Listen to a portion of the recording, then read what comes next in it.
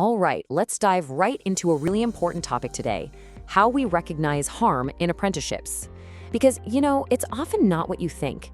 It's usually not one big, dramatic event, but something way more subtle, kind of hiding just out of sight.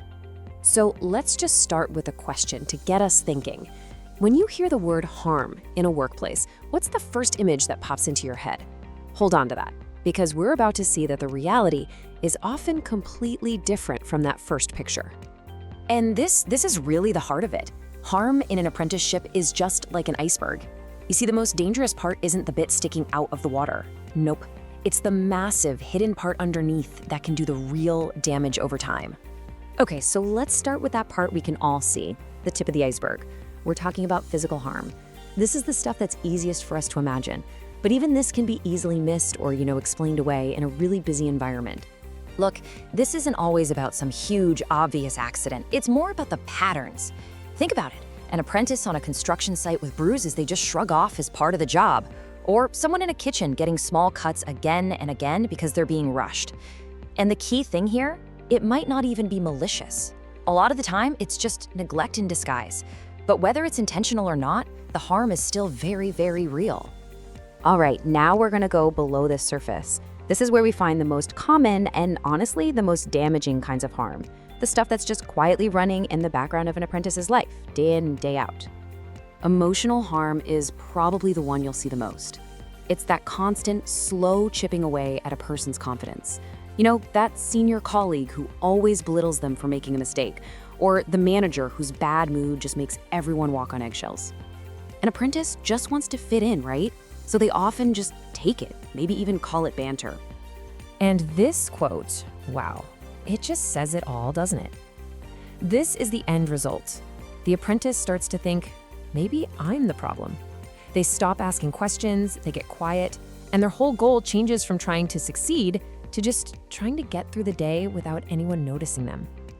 Sexual harm is an incredibly difficult thing for an apprentice to talk about. Think about the power dynamics here. They're just starting their career. They might be worried that if they report some supervisor's inappropriate comments or texts, their whole future is on the line. It's a massive barrier that can really trap them. Now, when we say neglect here, we're not talking about a lack of food or shelter. This is about a lack of professional care. It's leaving an apprentice to handle a risky situation all by themselves or constantly ignoring their questions when they're asking for help. You're basically setting them up to fail, and it leaves them feeling totally incompetent and unsafe. And believe me, the list of these hidden pressures just goes on. Harm can spill over from what's happening at home. It can be discrimination that makes someone feel like they'll never belong. It can be financial exploitation or online harassment that follows them home. All of this stuff has a huge impact on their safety and, of course, their ability to learn anything. So you're probably thinking, okay, if all this stuff is hidden, how on earth am I supposed to spot it? Well, here's the answer. You don't wait for someone to come to you with a perfectly labeled problem. You have to learn to read the patterns, to notice the small changes in their behavior. The absolute key is to look for a shift. Maybe you had an apprentice who started out super lively and motivated, and now they're withdrawn, they're always apologizing, or second-guessing everything they do.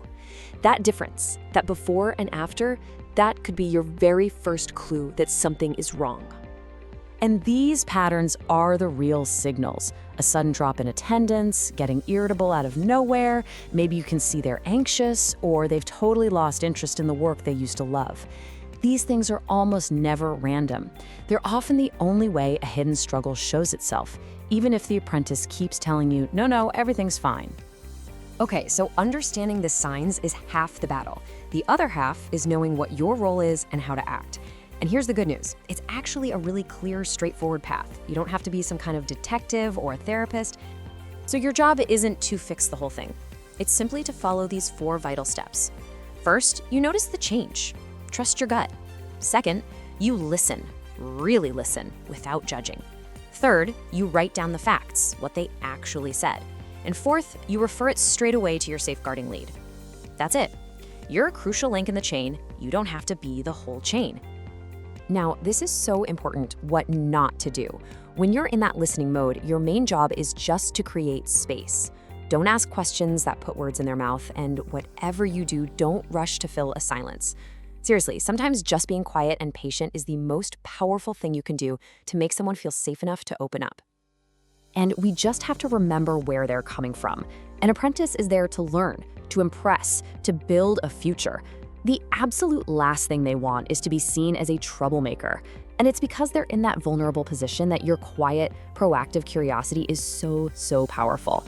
You might be the only one who gives them that chance to talk. And that really just leaves us with one final crucial thought. Safeguarding isn't usually about big, dramatic moments. It's about quiet noticing. It's about being willing to trust that gut feeling and being prepared to actually, truly listen when someone needs you to. Your quiet curiosity could literally be a lifeline. So the only question left is, are you ready to use it?